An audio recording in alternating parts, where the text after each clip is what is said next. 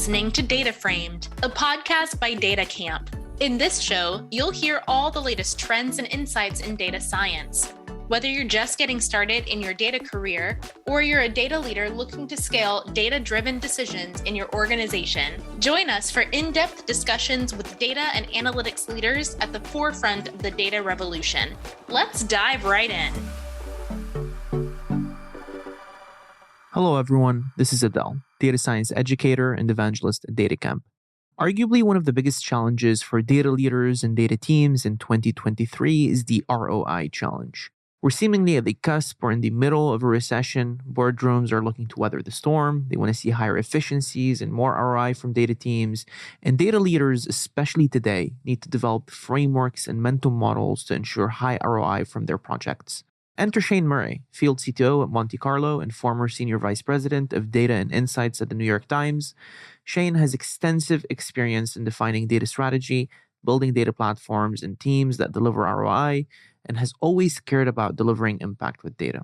Throughout the episode, we spoke about a myriad of different topics, from how data teams can organize themselves around delivering ROI, mental frameworks data leaders can adopt for prioritizing high ROI projects, the importance of self-service analytics and building a data culture, how to balance short-term business priorities with longer-term research projects, the state of data quality today and his work at Monte Carlo, and much more. If you enjoyed this episode, make sure to let us know by liking the episode and subscribing to the show. And now, on to Shane Murray. Shane, great to have you on the show. Thanks, Adele. Nice to be here. Awesome. So I'm excited to talk to you about how data teams can scale the ROI they deliver in 2023, how to best structure a data team, how data leaders can play a role in breaking down data silos, and more. But before, maybe give us a bit of a background about yourself and what led you to where you are today. Sure. I actually started my career in Sydney, Australia as a statistician, doing a lot of work actually running experiments, and I was involved in building and working on one of the early multivariate experimentation platforms in the mid-2000s. That platform, it was called Memetrics, so the company was Memetrics, was actually acquired by Accenture in about 2008, at which point I actually moved over to New York, where I'm based now. And at Accenture, I was focused on taking that software offering and building out experimentation programs in Fortune 500 companies, and also helping those companies build out their own teams internally to run experimentation at scale. So we were, I would say, early pioneers of online experimentation using experimental design techniques and choice modeling techniques at the time. And then in 2013, I actually took a role at the New York Times. I spent 9 years at the New York Times. So I started as the head of a data analytics team that was pretty newly formed, and around 12 people pulled from different parts of the company into this central analytics team that was paired with a research group. And then over my 9 years there, I built up that team, eventually merged with a data platform group and a data science group, and grew that team to 150 when I was leading data for the Times. The data platform, so where we managed all of our infrastructure, all of the kind of core data products for the company, as well as the kind of user applications and machine learning applications. And then also overseeing all of the analytics and data science teams that were the main users of that. And then so I left the Times, as I said, after 9 years. I left in 2021, took a little bit of a break between roles. And then I joined Monte Carlo in this role of Field CTO, where I'm partnering with customers to really roll out data observability at scale and accelerate their data strategy. So whether that's customer-facing data products or whether it's rolling out some sort of data mesh implementation, I'm really trying to partner with those executives to drive that change within their business. That's really great. And it's a very exciting resume. You know, there's really a lot of things that we can discuss today. One of them is being data observability, your role at Monte Carlo. But where I really want to get at today is how data teams, you know, given your wide-ranging experience of delivering high value with data teams, is how data teams can really focus on high value and high ROI projects. You know, we're seemingly at the cusp or in the middle of a recession. Boardrooms are looking to weather the storm. They want to see higher efficiencies and more ROI from data teams. Maybe walk us through, from your perspective, what makes a high ROI data function? Yeah, it's definitely been top of mind in in conversations I've had with data leaders over the past 6 months. And so I would approach this, I guess, from three angles of, I think, what makes a high ROI data group. The first being, and this may be the most obvious, but timely and persuasive, I'd say, decision support, really achieved through, running plenty of experiments and impactful experiments, often sort of building models to help decision support, like media mix modeling as one form, but various forms of modeling to enable decision support, and then obviously reporting and dashboards. In general, this area requires good proximity to the business to be timely and relevant. In some cases, I've found separation is healthy there, just to sort of maintain this objectivity and separation from the group you're working with. But generally, proximity is good. The second, I'd say, which is probably the biggest shift I've seen, is this shift from data teams being a cost center and a pure enabler into directly driving revenue. And I've talked about this a bit, but I saw this shift at the Times and drove this shift to actually being a revenue driving data team through, recommendations, targeting algorithms, and customer facing data products. And I think most teams are somewhere on this journey into this shift where they're actually rolling out algorithms or other products into production, and they're responsible for really driving revenue for the business. And so I think that's been a critical shift in ROI for data teams over the last few years. And then I'd say the third component is thinking about that like efficient and extensible data platform. By that, I mean, firstly, once you invest in a data platform, you should be measuring and ensuring that platform increases in efficiency over time as you add new data products, as you onboard more users, potentially more acquisitions from that your company's making. That platform should become much higher ROI as you progress. And then secondly, I use the word extensible. I think it's critical for platform teams to be building ahead of the current needs of the business. I think often you'll find you're responding to the immediate sort of fires of the business or the high priority initiatives of the day, but actually a platform team needs to be building ahead of the current needs so that once you make an acquisition or build a new product or create a new team, that team can instantly get to value through your data platform. Really appreciate the holistic answer. And there's definitely a lot here to unpack.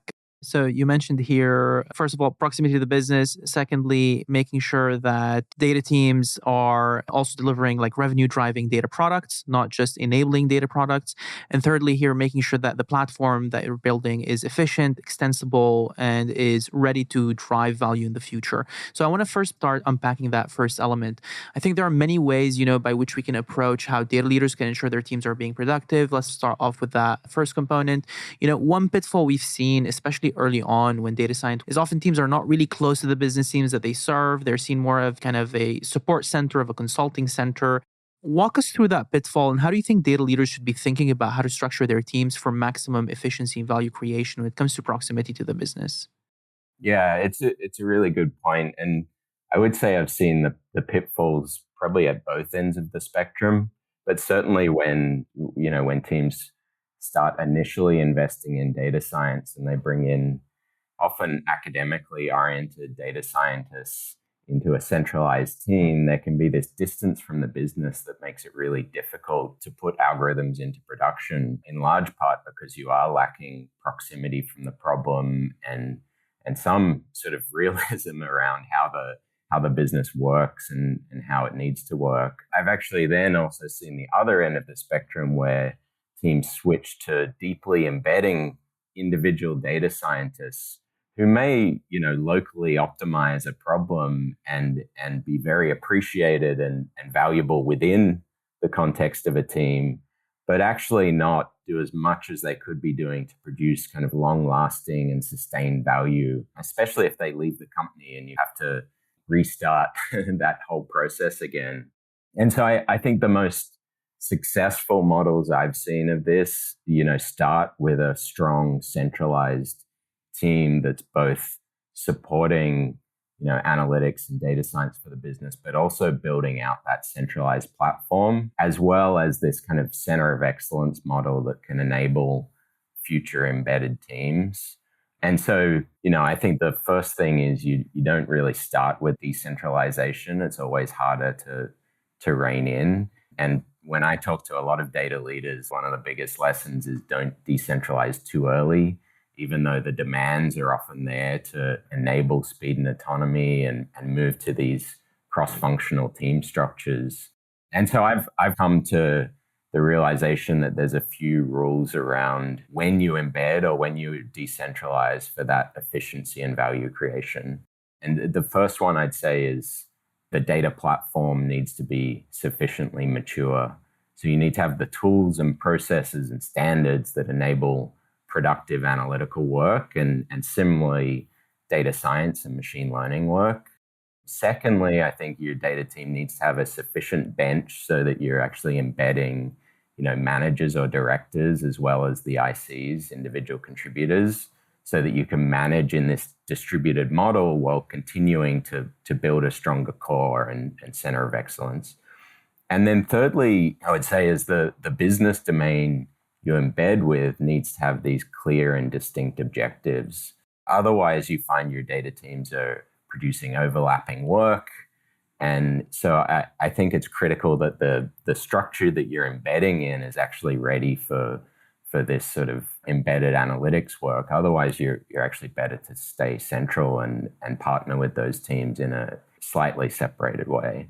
And it is worth remembering throughout that data scientists and analysts need to work as teams. So embedding individuals has its limitations. And I just add an example there, when I was at the Times, we had data scientists that were embedded in these teams and actually brought them back centrally into the platform to build teams that were led by data scientists that were tackling high-value business problems and established a really clear partnership with these objective-driven, what we called missions, right? So they had a senior partner on the business side, whether it was a growth leader or an engagement leader or a newsroom leader, the data scientists were partnering with on these high-value problems, and then had the team that could both deliver on that problem, but also start thinking through the shared technology that might support us extending into new use cases and scaling the platform.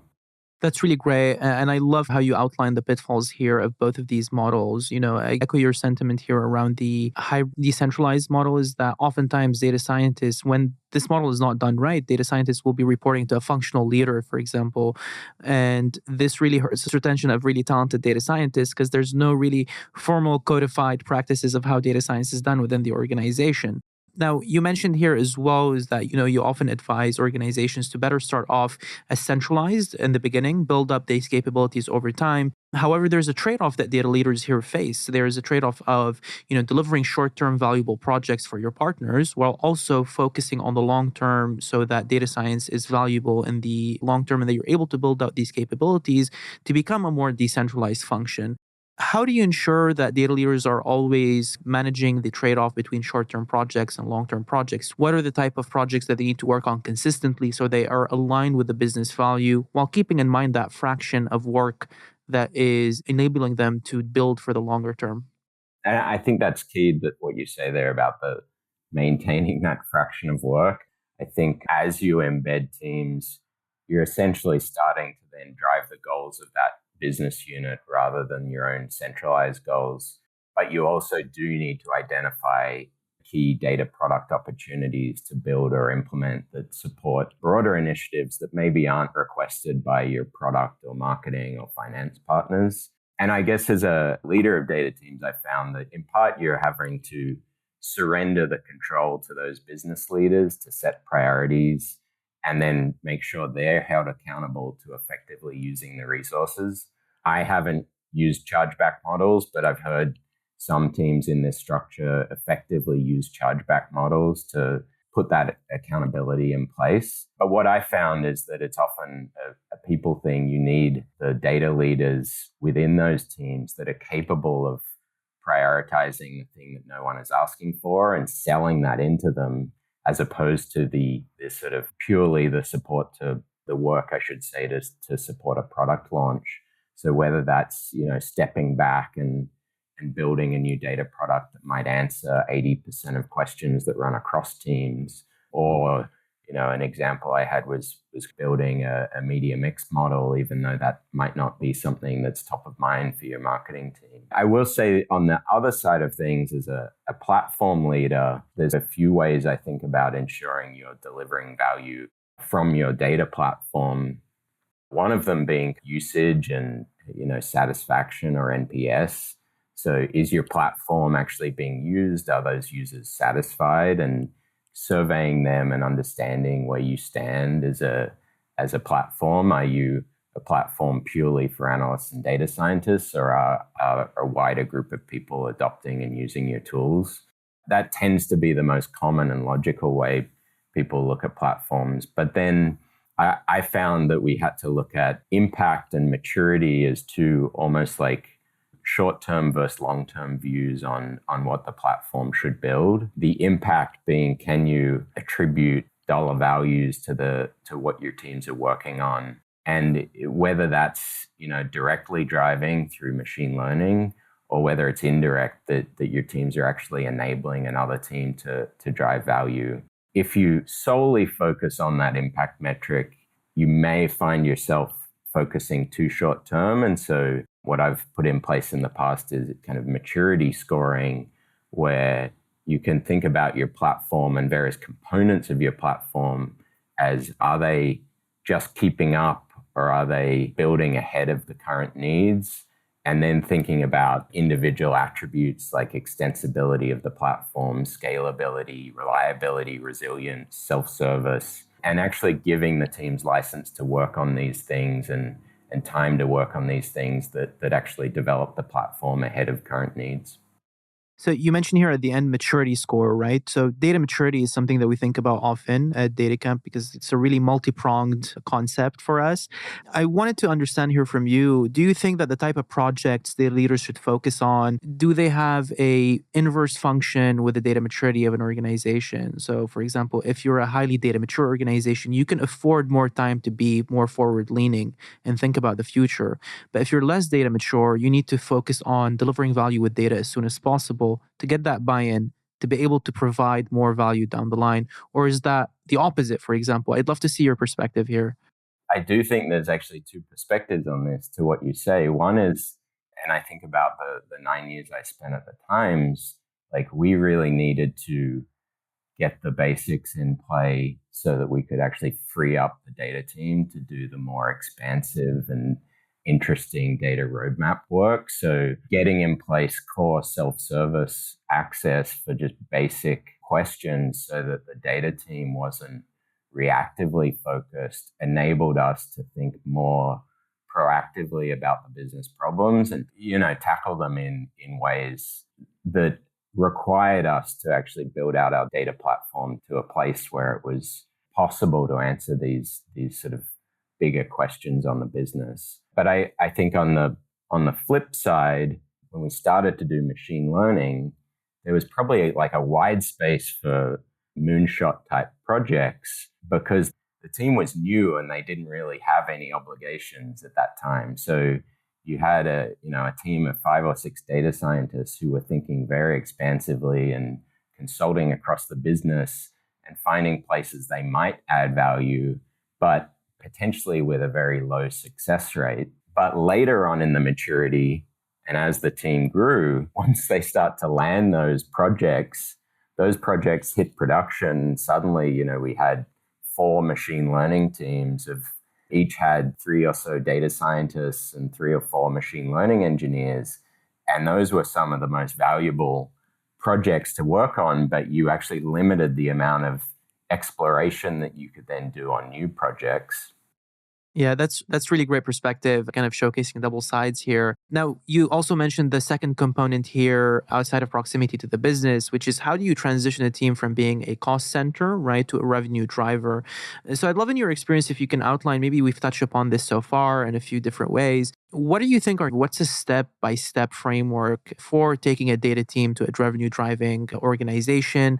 Walk us through patterns that you see of a successful transition here. Yeah, so I do think, and this probably applies more to the sort of mid to large organizations I've been in, where you start with a lot of legacy and separated platform.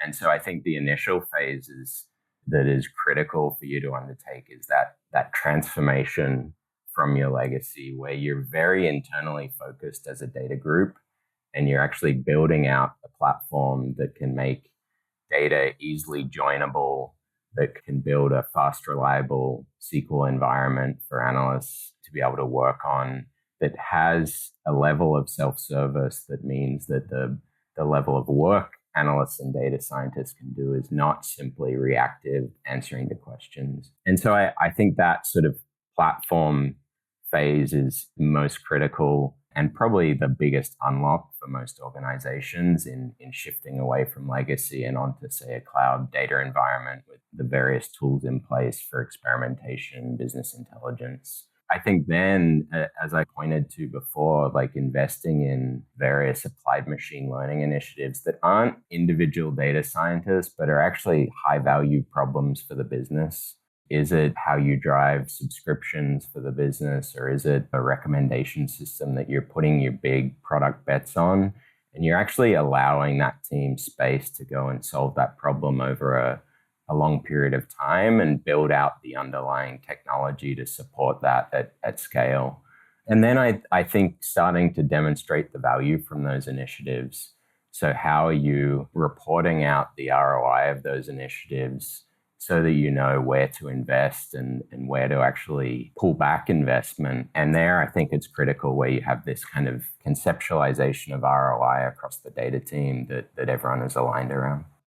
And, you mentioned here in one of the sections around the importance of business intelligence and kind of self-service analytics. You also mentioned that throughout numerous responses here. I think this marks a great segue to discuss, the importance of breaking down data silos and the role of data leaders when it comes to enabling people to fish for answers for themselves. I think one of the probably biggest force multipliers for data teams to provide ROI is by providing an insight layer for the rest of the organization to make decisions for themselves and to stop being a bottleneck when it comes to data-driven decision making. So I'd love to understand, walk us through, as a data leader, what do you think should be the data team's role in democratizing data insights within the organization? And what is the ROI of these initiatives when they are done right? Yeah, and I would just say, to answer the first part of your question, like, I think it's critical that the data team own this and not have it foisted upon them by marketing teams or product teams. You want to embrace self-service. So I do think it's an interesting conundrum for data teams, because you obviously have hired experts to do data analysis and not necessarily as a support function for other groups. But stakeholders tend to expect straightforward questions to be readily answered. And analytical work, for better or worse, still carries this expectation of do it yourself in a way that maybe design and engineering don't.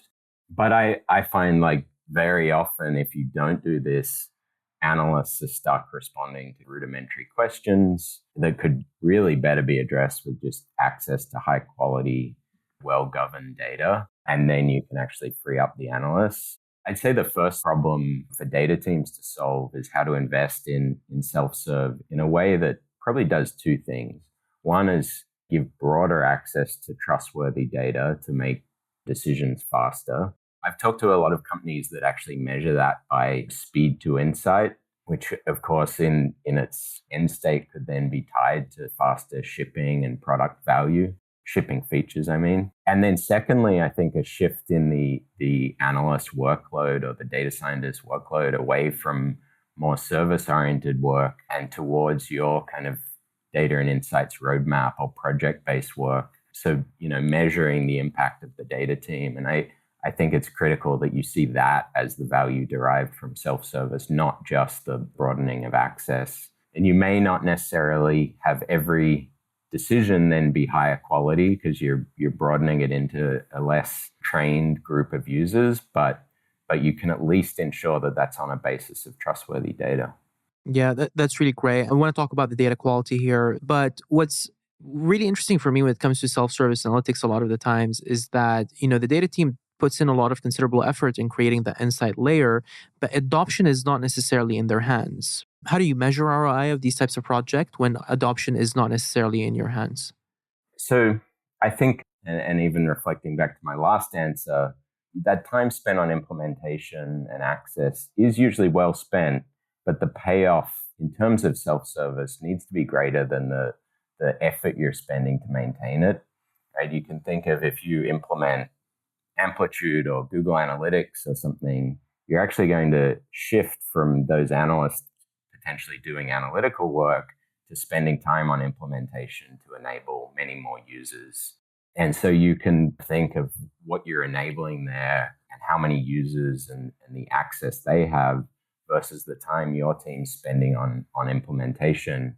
What I've found is that the further you get into driving adoption and building this sort of self-service access, that equation can be less clear, right? If you're building out custom experimentation framework for every team, you may start to hit this sort of point of diminishing returns where you're actually better for the complexity of the work just to have it owned by the analytics team as opposed to enable very complex analysis in the groups. You mentioned how you drive adoption. I do think this is a cultural change. You need to have a very good partnership with your product or marketing partner who's equally cares about driving adoption of these tools. You need to see it as a cultural change where you're potentially hiring in different skills. I've seen analysts push into product roles as a way to instigate some of that change. And then I do think the sort of embedded analysts can help drive the engagement with those tools and the adoption of those tools as opposed to having a centralized support function for them. That's really great. And you mentioned here the importance of cultural change. Walk us through your experience maybe engaging with these cultural change projects. What have you seen are best practices that work for data leaders when trying to engage the organization to become more data-driven and adopt these types of tools? What are important change management tactics that you've seen work in the past? Yeah, it's a really good question. I think what we did at the times that I thought was quite new for data teams was actually do a lot of research on our users. So we actually had some user research conducted internally to see how they were using data products. We actually had a data product that was used by journalists, so up to 2,000 journalists in the newsroom that were engaging with data every day. That was a data product we owned. And so understanding not just the most vocal and power users of your platform, but actually doing pretty broad research and understanding maybe why some people weren't engaging with that tool so that you can drive that adoption. I think as well, tied to that, you have to be credibly building and deploying a data product for them. It's pretty easy to get the wrong signal about data tooling by following an executive mandate or making assumptions around the tooling people need based on how we as analysts or data scientists engage with tooling. And so I do think that kind of user research phase is critical. Secondly, I've just found, through experience that trust is this somewhat ambiguous concept, but imperative for ensuring ongoing usage. And overall, I've found and found the hard way that once you lose that trust, it's very difficult to regain and build back up and have a data product that people care about and people want to engage in if they've lost trust. And so I've been thinking a lot about what it means to build trustworthy products and that link between trust and reliability of the data product. Let's take this example of like a product that was used by thousands of journalists in the newsroom that was used to provide traffic and audience stats on each individual article at the click of a button. We would get notifications from them in Slack as soon as they saw something that didn't look right. And they would either question the data or they'd question their own ability, right, and understanding of what we were trying to present. And so we were very reactive to that. But, critically, we had a team and a person that was accountable and responding and engaging on their level to understand how they needed to use that product. So I think the first thing to enable trust and reliability is having that accountability and investment in support. I think the second thing is establishing your service levels for that tool or product And so shifting from being reactive to actually more proactively identifying the issues in your data. This is a huge thing where something like observability comes into play, but also even more so than having a perfect data product is setting the expectations for uptime of that product and even how rapidly you'll respond to issues. And then thirdly, I just say is active communication. You're putting out a message to your users to say, hold off, this data is not right, we're working on it, is so much more valuable than hearing from them or taking the risk to hear from them that they've found a problem in your data products. I love that example that you mentioned here. And I think it segues quite nicely to talk about the importance of data quality when building trust as a data leader. Given your work at Monte Carlo Data, given your previous experience at the New York Times, I'd be remiss not to chat about that. You currently in your current role, you advise quite a lot of organizations, data leaders on how to embed data quality thinking, data observability into their data strategy so that trust is part of that strategy. What do you think are main components of a successful data quality strategy here? Yeah, it's a great question. And I think as we've talked today, data quality is becoming this critical necessity as you're driving more data products that enable decision support, custom facing algos or data products, and then the underlying platforms that enable you to scale data product development.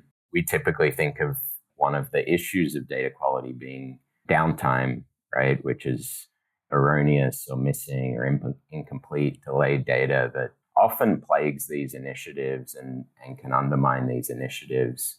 And the consequence of downtime, if you think about it, can range from this almost trivial, where you're actually having engineers just respond or analysts respond and it's lost hours to address the issue, to actually more existential, where you're losing trust, or if it's a customer-facing data product, you might be directly losing revenue or losing customers.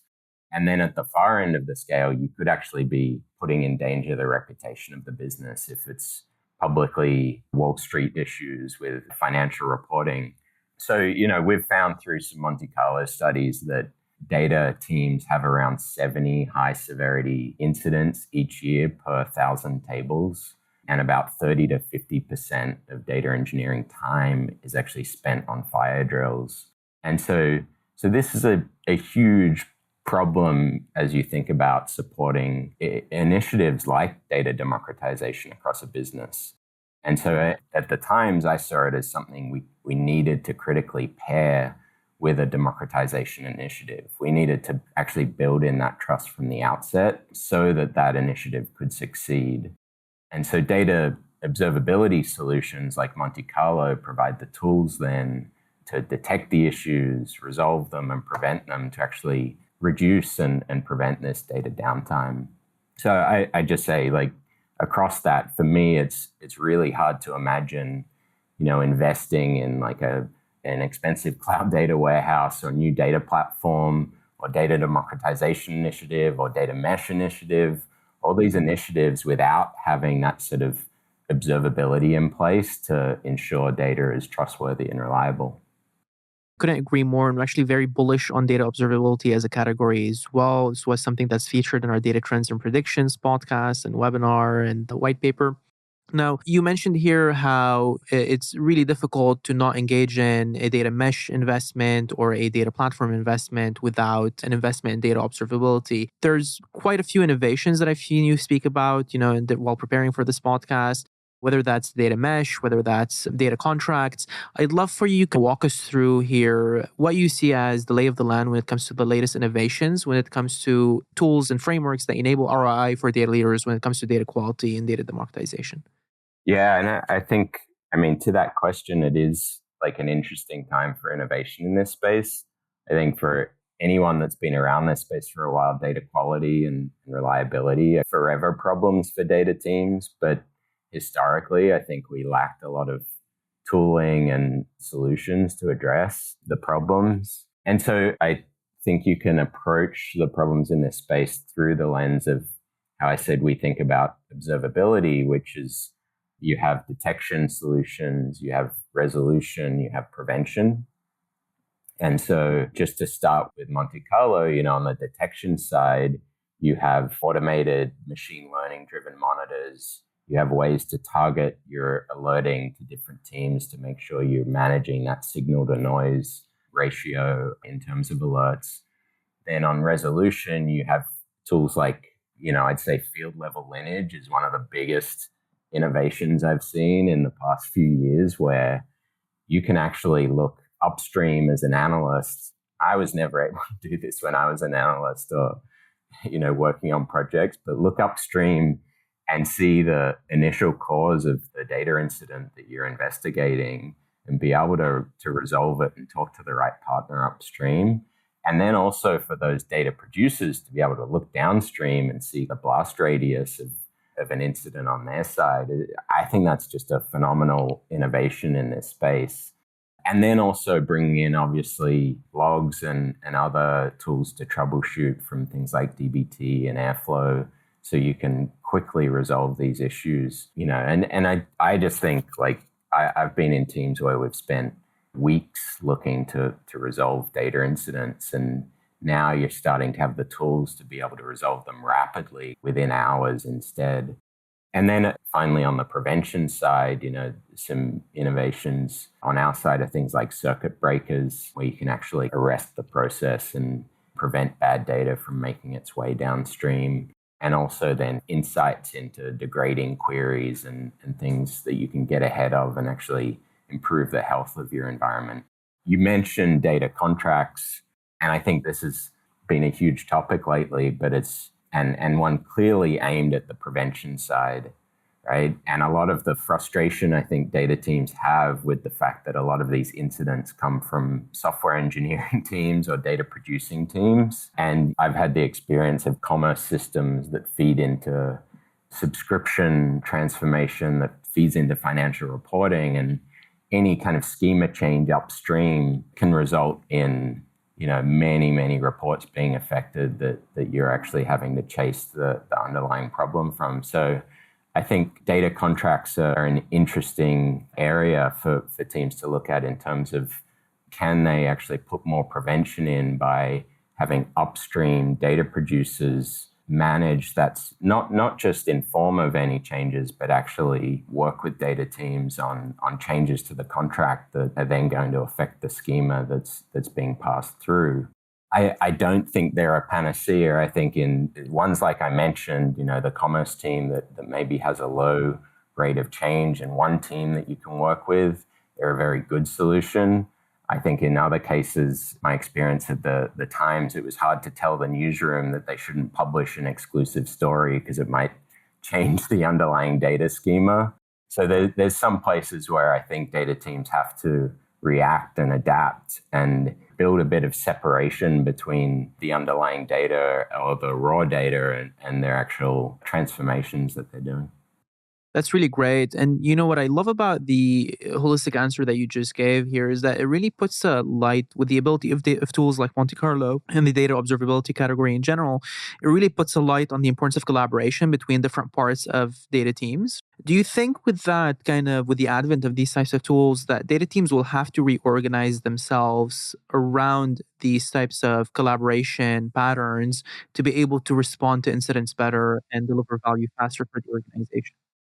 Yeah, I think that's a really interesting question. As we look at the teams that have taken on something like Monte Carlo, have taken on observability, you're often landing in this centralized data engineering or data platform team. And you could be landing with a governance team, or you could be landing with a set of engineers who have identified this as a problem.